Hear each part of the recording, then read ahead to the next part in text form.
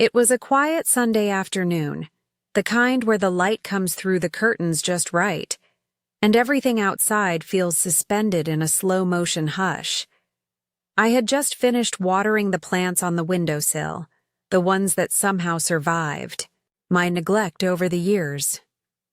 The house was still, the hum of the refrigerator the only sound accompanying the occasional creak of the old floorboards under my bare feet. I was settling into my reading chair, my favorite one, a little frayed on the bow. Edges but shaped just right from years of use, when there was a knock at the door.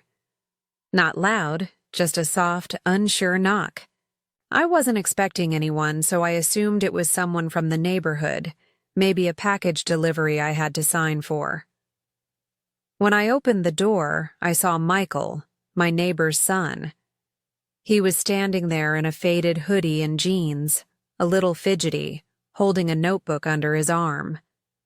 I hadn't seen him much since he came home from college for the summer.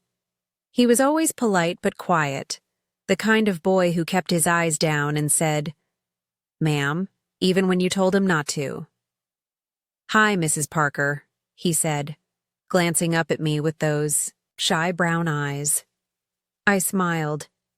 "Karen, you're 20 now. I think you can drop the missus." That made him smile just a little, and he nodded. "Right, Karen?" I was wondering if I could ask for your help with something." I stepped aside, waving him in. The scent of coffee and lavender drifted faintly from the everything. "Okay." He hesitated at the threshold, then stepped in and looked around like he was entering a museum. "Yeah, I didn't want to bother my mom. She's working, and I remembered you used to be a teacher." I led him to the kitchen and poured him a glass of iced tea, then sat across from him at the table. He set down his notebook and tapped the cover nervously. "I'm taking a summer course in writing, English Comp, and I have to write a personal essay about something meaningful. But I don't know how to start. I keep writing and deleting." I figured, maybe someone like you who's lived a full life could give me some perspective.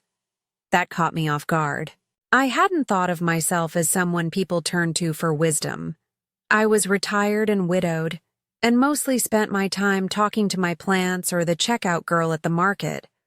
But something in his voice, uncertain, sincere, made me feel something I hadn't felt in a long time. Needed. "All right," I said gently, leaning forward. "Tell me what you've written so far." He opened the notebook, flipping through pages of crossed-out lines and scattered thoughts. There were bits about his dad leaving, about feeling like he never quite measured up, and about being scared to share what he really felt with anyone. I listened, really listened, and for a while, he just talked.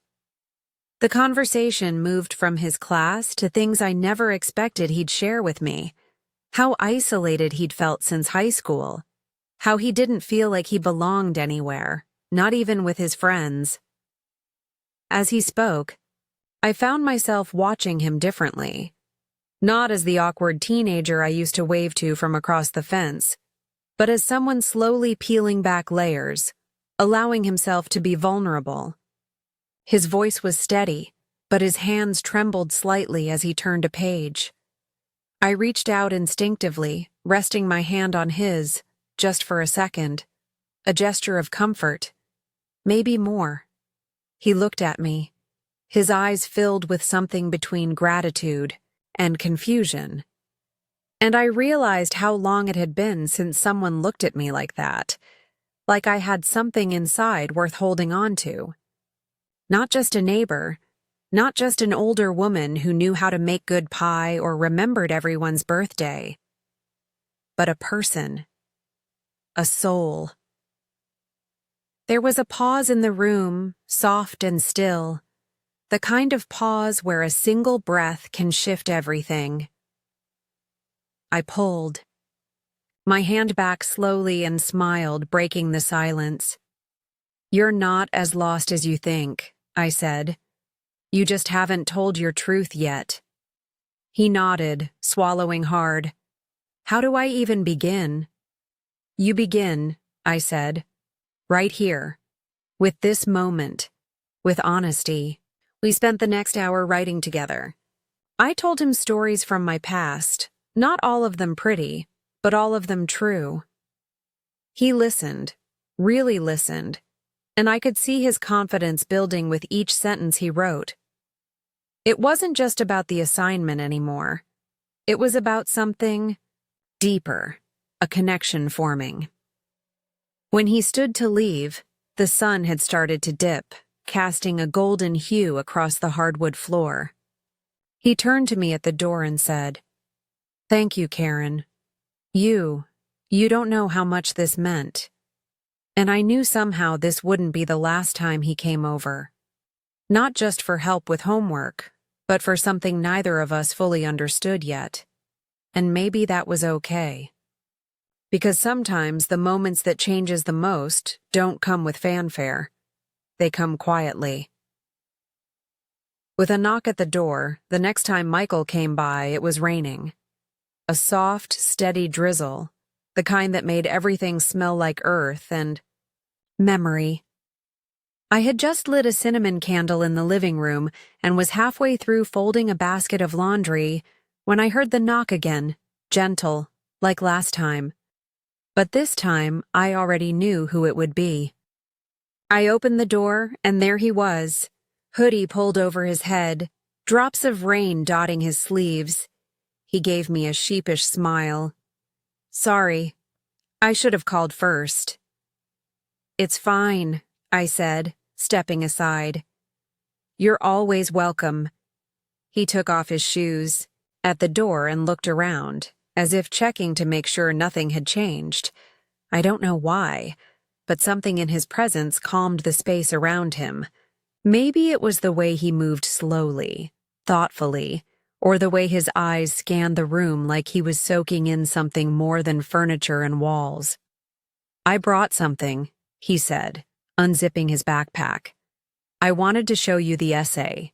He handed me a printed copy, the edges slightly curled from being carried around.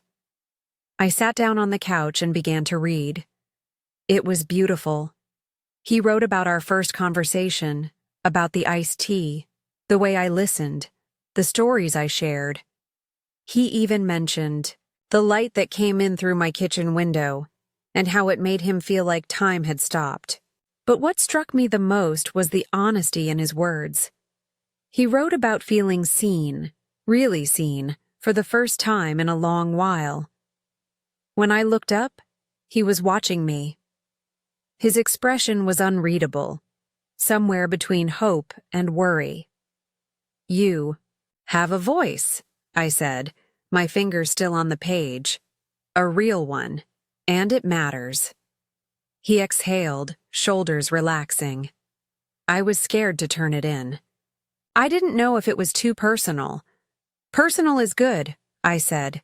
"It's what makes people care." He nodded, then sat beside me, closer than last time. Not too close, but close enough that I could feel the warmth of his shoulder through the space between us. The candle flickered softly on the side table. Outside, the rain kept falling, a rhythm that filled the silence between us without needing to be broken. "I'm not sure why," he said quietly, "but I feel like I can talk to you about anything." That touched something deep in me. It's not easy to explain, but when you reach a certain age, people stop looking at you like you're someone they can confide in. You become the wise neighbor, the harmless elder, the woman who waves from the porch. But Michael didn't see me like that. He saw me? There was a long pause. I reached over and gently touched his wrist. "I'm glad you do. You're safe here." He nodded. "I believe you." His eyes lingered on mine for just a moment too long, and I felt something shift. Not in a dangerous way, Not inappropriate.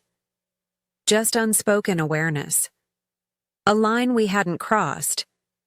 Maybe didn't need to, but its presence was undeniable. We spent the next hour talking about his dad, who hadn't called in months, about how he sometimes felt like a ghost in his own home. I shared more about my husband, Gerald, how quiet our house became after he passed. The echoes of routines no longer needed. The loneliness you learn to dress in casual clothes so no one asks too many questions. "You're not like anyone I know," he said. "You're not either," I replied. At some point, he leaned back on the couch, and I let my head rest on the cushion too. We just sat like that, side by side, listening to the rain. There was something peaceful about it. No pressure to speak, no need to explain. Just presence. Before he left, he turned to me at the door and asked, "Do you think it's weird that we talk like this?" I shook my head. "No, I think it's rare." He smiled, then hesitated. "Can I come by again?" "Maybe just to hang out, even if I don't need help with anything." "Of course," I said. "Whenever you want." He stood there for a second longer, like he wanted to say something else but couldn't find the words.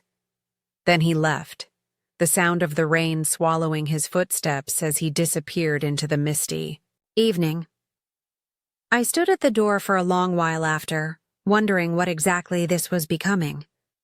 Wondering if maybe, in a world full of distractions and noise, two people could quietly find something meaningful in the spaces in between.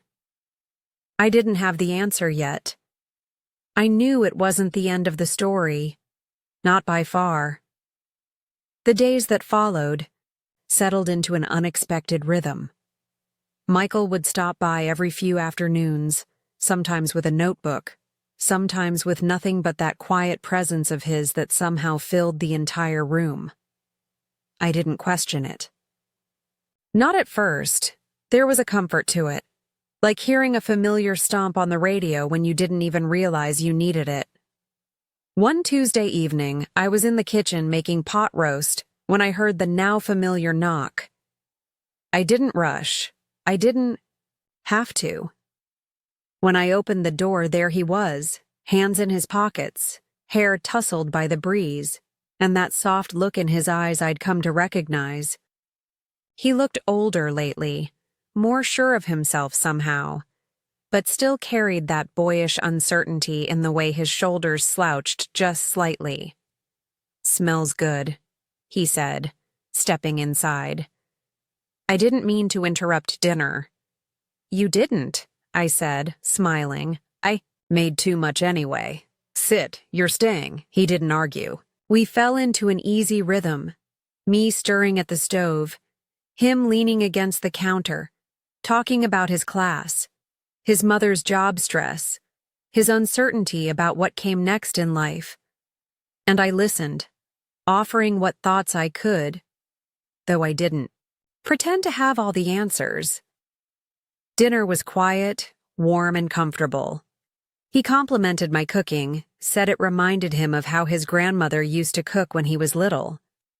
I laughed and told him not to flatter me. I knew full well the roast was a little overdone.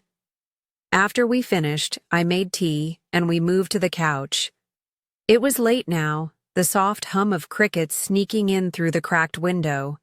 The lights were dim, and the candle from a few days ago had burned down to a stub, its scent barely lingering. We sat in silence for a while, sipping slowly. Then he spoke, his voice low. "I feel like I don't know what I'm supposed to become. Everyone expects something from me, but I'm not even sure I want those things." I turned to him. "It's okay not to." "No. Most people are just pretending they do anyway." He looked at me, really looked. "You always know what to say." I smiled gently. "That's just age, sweetheart. You start to realize that most questions don't have neat answers." He nodded, then shifted closer. The edge of his knee brushed mine just barely. My heart fluttered, not in the way it once did when I was young and foolish, but in a way that reminded me I was still here, still alive, still capable of feeling something real. "I've never told anyone this," he said, his voice almost a whisper. "But sometimes, I feel like I'm not really seen, not for who I am, just what people expect." The honesty in his voice hit me harder than I expected. I reached over and placed my hand over his, not romantic, not calculated, just human. "I see you, Michael," I said softly. He didn't pull away. He didn't flinch. He just breathed steady and deep. Then something happened. Not sudden, not shocking, just natural. He turned his hand over, lacing his fingers with mine.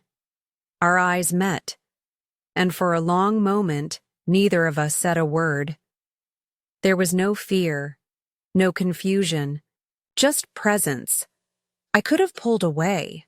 I probably should have, but I didn't. Because in that moment, it wasn't about right or wrong. It wasn't about age or expectations, or the stories others might tell. It was about understanding, about two people who had found something unexpected in the stillness of each other's company. He leaned in, his forehead gently touching mine. "Karen," he whispered, "you make me feel safe, like I can breathe again." I closed my eyes, letting the moment settle over us like a soft blanket. "I'm glad," I said. "That's all I've ever wanted to give you." He stayed a little longer that night. We didn't speak much after that. There was nothing left to say, just the sounds of the evening outside, and the quiet closeness between us that spoke louder than words ever could. When he finally stood to leave, he didn't say goodbye the way he used to. He just looked at me, eyes warm, and said, "See you soon." And I knew he would, because whatever this was, whatever shape it was taking, it wasn't fleeting. It was becoming something neither of us had planned for, but both of us now carried gently, like a secret too fragile to name just yet. A week passed before I saw him again. Not because anything had changed, but because life has a way of moving in quiet circles. I kept myself busy with the little things, watering the begonias, folding linens, rearranging the spice drawer like it mattered. But underneath the surface, I found myself replaying that last evening. The way his fingers had laced with mine. The way his voice had sounded when he said my name. It wasn't just the touch of the words. It was the way I felt in those moments. Alive. Needed seeing. Then came Friday, late afternoon. I was outside trimming the hedge when I heard footsteps approaching the gate. I looked up, and there he was. Michael, hands in his pockets, looking, a little unsure of himself, but still with that same warmth in his eyes.